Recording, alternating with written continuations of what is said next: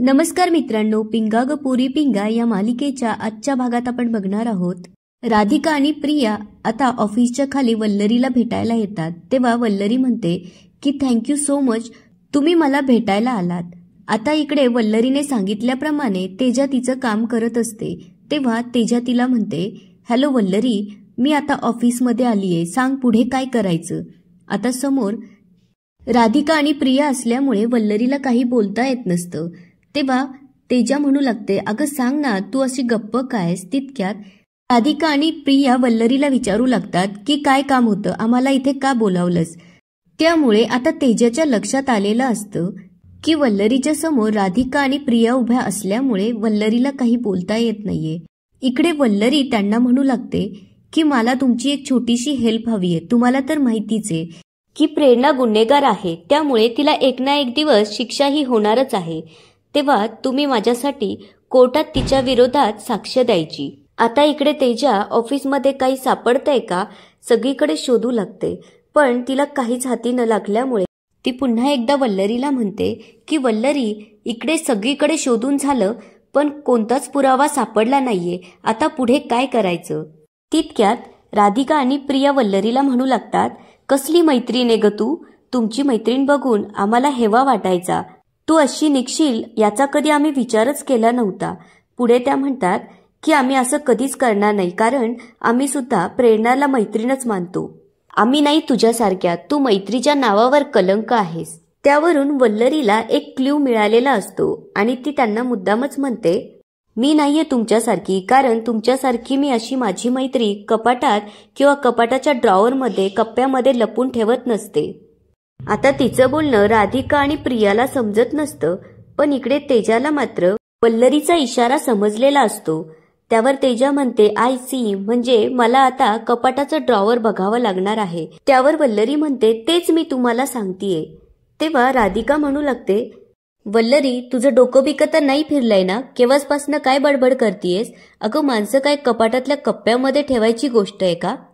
आता इकडे तेजा समीरच्या ऑफिसमधले ड्रॉवर्स उघडून बघायचा प्रयत्न करू लागते, पण सगळेच ड्रॉवर्स लॉक असतात. त्यामुळे तेजा आता त्या ड्रॉवर्सची चावी शोधू लागते.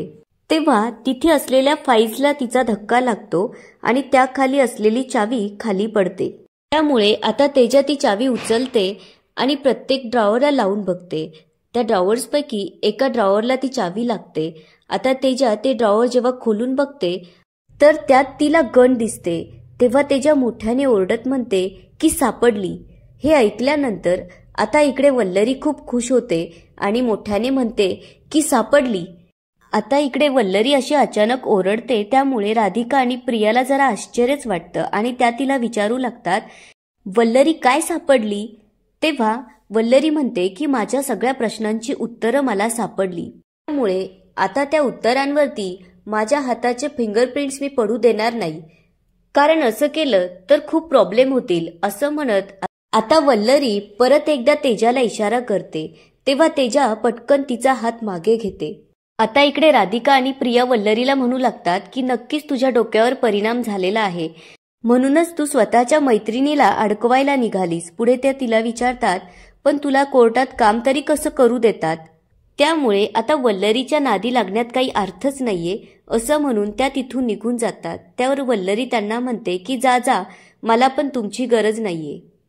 आता इकडे तेजा वल्लरीला सांगू लागते की मी माझ्या पर्समध्ये एक रुमाल आणला आहे.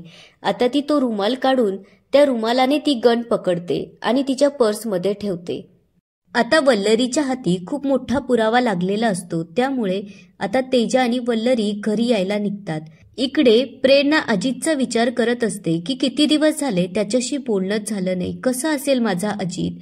तितक्यात वल्लरी आणि तेजा तिथे येतात.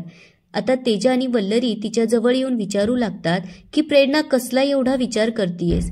त्यावर प्रेरणा त्यांना विचारते की मला आधी सांगा की तुम्ही कुठं गेला होतात, तुम्हाला किती वेळा सांगितलंय की मला असं एकटीला सोडून कुठे जात नका जाऊ, मला भीती वाटते. त्यावर तेजा म्हणते, तुझ्यासारख्या एवढ्या धाडशी मुलीला केव्हापासून भीती वाटायला लागली. तितक्यात वल्लरी म्हणते, प्रेरणाताई सॉरी, पण आम्हाला महत्त्वाच्या कामासाठी बाहेर जावं लागलं. पुढे ती तिला म्हणते, आम्ही खूप थकून आलोय आणि खूप भूक लागलीये. प्लीज माझ्यासाठी काहीतरी जेवायला बनवाल का? आणि खूप दिवस झाले तुमच्या हातचं काही खाल्लंच नाहीये. तेव्हा तेजाही म्हणू लागते, खरंच प्रेरणा, मलाही खूप भूक लागलीये. माझ्याही पोटामध्ये कावळे ओरडताय. प्लीज काहीतरी खायला बनव. त्यावर प्रेरणा म्हणते की नाही जमणार. पुढे ती म्हणते की तुम्हाला माहितीये की मला स्वयंपाक करायला किती आवडतं. ती माझी एक गरज आहे. मी जेव्हा टेन्शनमध्ये असले तरीही स्वयंपाक करते. जेव्हा आनंदी असले तरीही मी स्वयंपाक करते. पण आता माझा अजितच माझ्याजवळ नाहीये, मग मी का करू? त्यावर वल्लरी म्हणते, त्यामुळेच तर मी तुम्हाला म्हणते की तुम्ही स्वयंपाक करा, म्हणजे तुमचं माइंड डायव्हर्ट होईल. त्यावर प्रेरणा म्हणते की नाही होणार, ते शक्य नाहीये. त्यावर तेजा तिला म्हणते, कसं शक्य नाहीये? केलं तर सगळं शक्य आहे, असं म्हणत त्या आता प्रेरणाला जबरदस्तीनेच तिथून उठवतात. त्यामुळे आता प्रेरणाही जरा रागातच किचनमध्ये स्वयंपाक करायला येते. तेव्हा वल्लरी पटकन तेजाला घेऊन किचनच्या दरवाजात उभी राहते आणि प्रेरणाचा स्वयंपाक करतानाचा व्हिडिओ शूट करू लागते. तेव्हा तेजा तिला विचारते, पण तुला काय वाटतं, हे वर्क होईल का? त्यावर वल्लरी म्हणते की 100% असं म्हणत वल्लरी आता प्रेरणाचा व्हिडिओ समीरला सेंड करते. आता इकडे समीर त्याच्या ऑफिसमध्ये येतो आणि फाईल खाली ठेवलेली त्याची चावी घेऊन तो ड्रॉवर उघडू लागतो. तितक्यात त्याचा मोबाईल वाजतो. आता त्याच्या मोबाईलवर वल्लरीचा मेसेज आलेला असतो. त्यामुळे आता तो ड्रॉवर न उघडता चावी फाईल खाली परत ठेवून देतो आणि मोबाईल हातात घेऊन बघतो, तर त्यामध्ये प्रेरणाचा स्वयंपाक करतानाचा व्हिडिओ असतो. व्हिडिओ बघून आता समीर खूप खुश होतो आणि लगेचच तिथून उठून तो वल्लरीच्या घरी येतो. आता इकडे वल्लरीने आणि तेजाने समीरच्या स्वागताची चांगलीच तयारी केलेली असते. समीर जेव्हा तिथे जातो तेव्हा तिथे ठेवलेला पाण्याचा ग्लास घेऊन तो पाणी पितो. तेव्हा त्याचं लक्ष समोरच्या फ्लॉवर पॉटकडे जातं. त्यामध्ये गुलाबाचे फुलं असतात. त्यामुळे समीर खूप खुश होतो. आता हे सगळं बघितल्यानंतर मनोज वल्लरीला येऊन विचारू लागतो, हे काय, याला इथे का बोलावलं?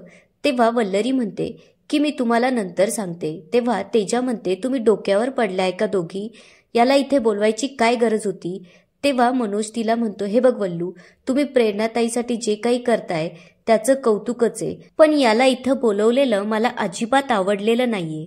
त्यावर वल्लरी त्यांना म्हणते, एक मिनिट, तुम्ही फक्त थोडा वेळ शांत बसा आणि आम्हाला आमच्या प्लॅनप्रमाणे काम करू द्या.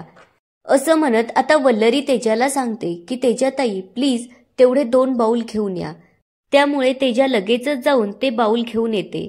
आता वल्लरी प्रेरणाला म्हणते की प्रेरणाताई तुम्ही प्लीज हे बाऊल घेऊन समीर समोर जा. त्यावर प्रेरणा स्पष्टपणे नाही म्हणते आणि तिला म्हणते, वल्लरी तुला समजतंय का, त्या माणसाचं मला तोंड सुद्धा बघायची इच्छा नाहीये.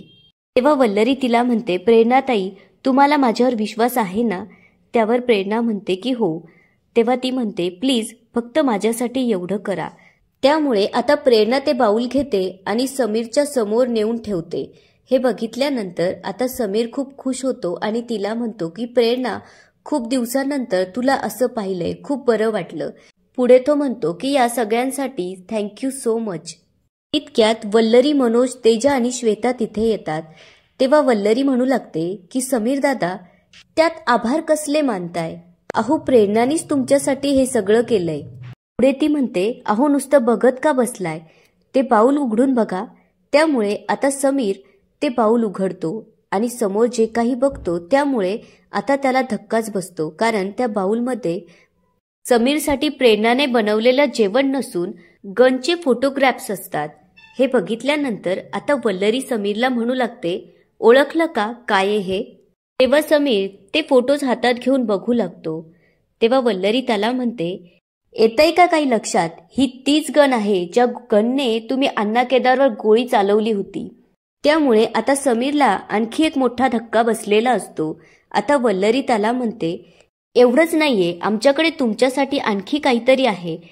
तेव्हा तिथे असलेले काडतुसाचे फोटो तो उचलून बघू लागतो. तेव्हा वल्लरी त्याला सांगू लागते, हे त्याच बंदुकीचे काडतूस आहे, त्या बंदुकीने तू अण्णा केदारला मारलं.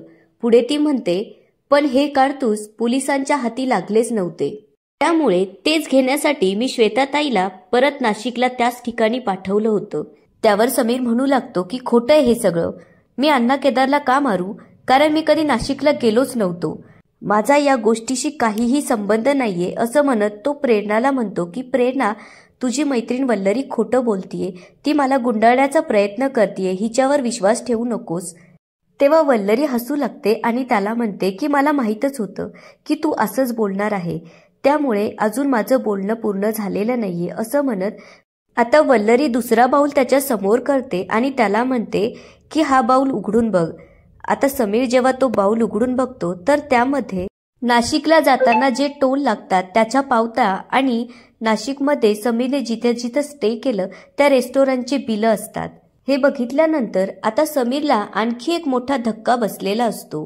एवढ्या सगळ्या पुराव्यांवरून हे सिद्ध होतं की अण्णा केदारचा खून हा प्रेरणाने केलेला नसून तर समीरने केलेला असतो.